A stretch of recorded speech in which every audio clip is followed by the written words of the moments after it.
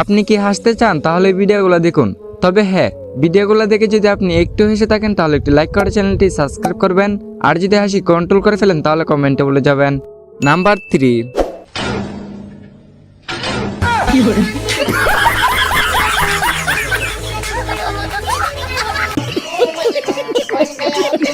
Number 2।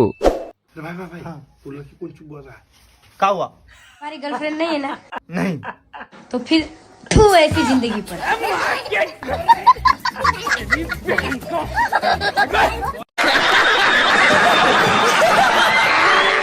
Number 1।